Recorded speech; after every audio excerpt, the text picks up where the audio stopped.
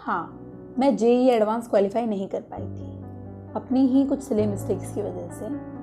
पर मैंने अपनी लाइफ में एक चीज़ डिसाइड की थी कि मैं वापस कभी ड्रॉप नहीं लूँगी, क्योंकि मैं फिर से वो चीज़ें फेस नहीं करना चाहती थी जो मैंने जेईई के टाइम पे की थी। कहीं ना कहीं मन के अंदर एक डर बैठ गया था। मेरी जेईई मेन के अंदर काफ़ी अच्छी परसेंटाइल थी। उसके बेसिस पे मैंने कॉलेज में एडमिशन्स के लिए अप्लाई कर दिया और लास्ट में मुझे एनआईटी जालंधर में एडमिशन मिल गया, जो काफ़ी अच्छी कॉलेज है। और मैं खुश भी थी, पर कहीं ना कहीं अंदर से सेटिस्फेक्शन नहीं आ रही थी। पर जो भी था मैंने एक्सेप्ट कर लिया था। मैंने अपने लिए सारे रास्ते बंद कर दिए थे और कोविड ने हमारे घरों के रास्ते। एक बेहद अहम और बड़ी खबर इस बार आ रही है। देश में एक बार फिर से कोरोना वायरस ने दस्तक दे दी है। और जैसे ही घरों के दरवाजे बंद हुए, वैसे ही मेरी आंखों के सामने वो जेईई का फेस आने लग गया। पर अब मेरा डेली शेड्यूल ये बन गया था कि मैं ऑनलाइन क्लासेस लेती थी कॉलेज की, दिन भर सोचती रहती थी कि लाइफ में हो क्या रहा है, और इसी के साथ मेरा दिन बीत जाता था। और मेरे मन के अंदर ये बात और आने लग गई कि मैं आईआईटी में जा सकती थी। मुझे आता है सब कुछ, बस थोड़ा बहुत इम्प्रूवमेंट करने की ज़रूरत है। अब मन के अंदर सेटिस्फैक्शन नहीं था और बहुत सारे क्वेश्चंस थे। और ऐसे ही सोचते सोचते मैंने अपने कॉलेज के 1 महीने बाद डिसाइड किया कि मुझे फिर से जेईई एडवांस का पेपर देना है। हाँ, मैं पार्शियल ड्रॉपर थी। अब जितना कॉम्प्लिकेटेड ये शब्द पार्शियल ड्रॉपर लग रहा है, कॉलेज के साथ साथ जेईई की प्रिपरेशन करना उतना ही कॉम्प्लिकेटेड ये था। समझ में नहीं आ रहा था कि मैं लाइफ के साथ सही कर रही हूँ या गलत कर रही हूँ, पर मन के अंदर एक आवाज़ थी जो बोल रही थी कि हाँ, मुझे करना चाहिए। और कहते हैं ना, जो किस्मत में होता है वो तुम्हें मिलके ही रहता है। बाकी सारी चीज़ें मैंने पीछे छोड़ के फिर से अपनी प्रिपरेशन शुरू कर दी।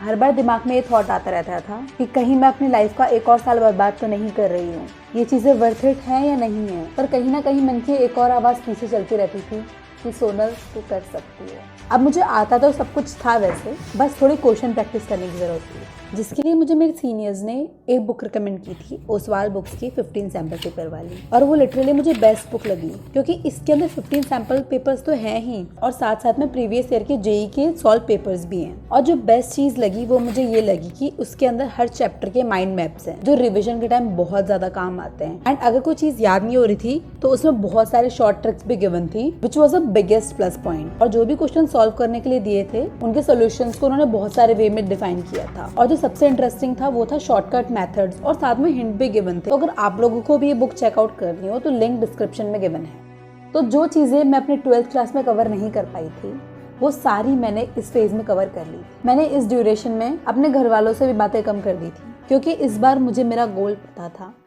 रूम में बैठे बैठे अपना फोन चला रही होती थी, तब मैं देख रही होती थी लोग यहाँ घूम रहे हैं, वहाँ घूम रहे हैं। बुरा लगता था बहुत ज्यादा, पर पता था कि आज ये चीज बुरी लग रही है, कल ये ही चीज मुझे मेरा नाम देगी। और ऐसे ही पढ़ते पढ़ते आ गई मेरी जेईई मेंस की डेट। मैं ऑलरेडी एक बार जेईई मेन दे चुकी थी, तो इस बार तो काफी कॉन्फिडेंस था, कोई दिक्कत नहीं थी। आराम से पेपर दे के आई और काफ़ी अच्छी परसेंटाइल आ गई। एक बार में कट ऑफ क्लियर हो गई, तो कोई इशू नहीं था। मैंने जेईई मेन के वापस बाद में फॉर्म भरे ही नहीं, और मैं जेईई एडवांस की प्रिपरेशन के लिए लग गई। पर इस बीच में कॉलेज के एग्जाम्स आते थे, पर मैंने जेईई का पढ़ना फिर भी नहीं छोड़ा। पर धीरे धीरे करते कोविड और बढ़ता गया और जेईई एडवांस की डेट शिफ्ट होती गई। वो जो पीरियड था वो बहुत ज़्यादा एंजाइटी देने वाला था, क्योंकि पता भी नहीं था कि पेपर होगा या नहीं होगा। एंजाइटी लेवल एकदम पीक पर था। बीच में सोचा भी कि एक बार क्विट कर देना चाहिए, पर नहीं, सोचा अब जब इतना आगे आ ही चुके हैं तो कुछ कदम और क्यों नहीं। ऐसे करते करते मेरे कॉलेज की सेकेंड ईयर आ गई, पर मेरा जेईई एडवांस अभी तक नहीं हुआ था। जब मैं सेकेंड ईयर में आई और उस टाइम पर जब फीस भरने का टाइम था, वो बहुत ज़्यादा क्वेश्चनेबल था, क्योंकि इतनी सारी फीस देनी थी और बाय चांस मेरा आईआईटी में हो गया तो सारी फीस वेस्ट हो जाएगी। और मैं एक मिडिल क्लास फैमिली से बिलोंग करती हूँ, तो मेरे पास बस 2 चॉइसेस थी, या तो अभी फीस भर के मैं एनआईटी में ही रहूँ, या फिर कॉलेज छोड़ के मैं सिर्फ जेईई की प्रिपरेशन शुरू कर दूँ। उन 15 दिन मुझे रात भर नींद नहीं आई। मैं रात भर सोचती थी कि मुझे क्या करना है। मेरा सपना मेरे सामने है, पर मेरा फ्यूचर भी मेरे सामने है।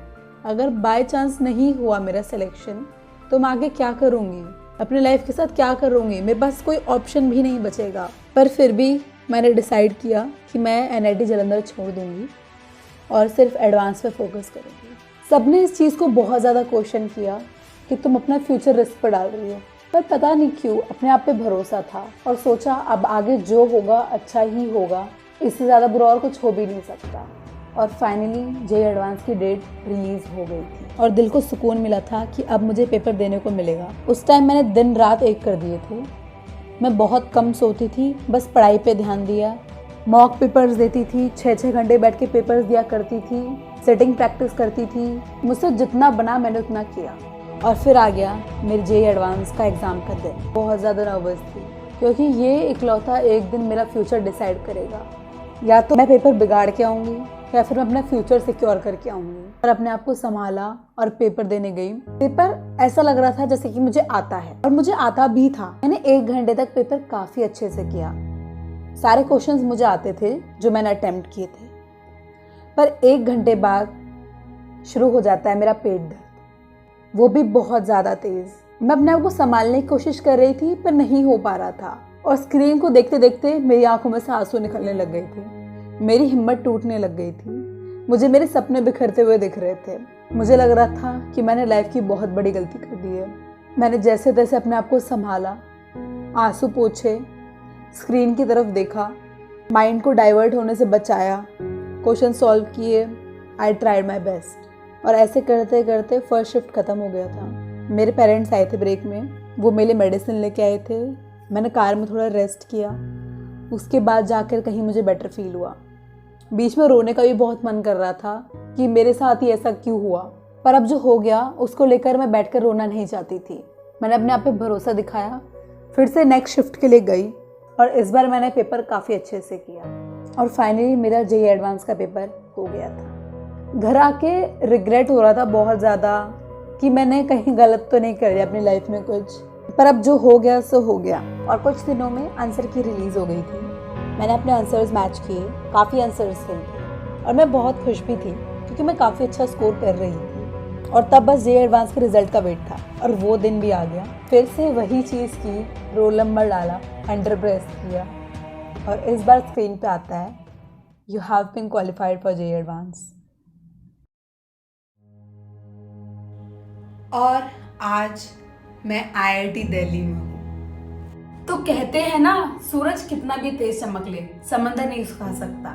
उसी तरीके से अगर तुम्हारे हौसले और इरादे बुलंद हो तो तुम इस दुनिया में सब कुछ हासिल कर सकते हो।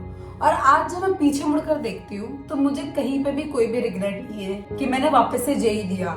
जो ये जेई का एग्जाम मेरे लिए सिर्फ एग्जाम नहीं था, ये एक लाइफ लेसन था। तो मैं चाहती हूँ कि आप सभी इसको एक लाइफ लेसन की तरह ले और बहुत सारा हार्ड वर्क करें। और अगर सिलेक्शन नहीं भी होता है तो ये एक बहुत बड़ा लाइफ लेसन है। ये आप लोगों को इमोशनली स्ट्रांग बनाएगा और आपको लाइफ में बहुत कुछ सिखाएगा। तो बस इतना ही था मेरा जेई का सफर। Thank you.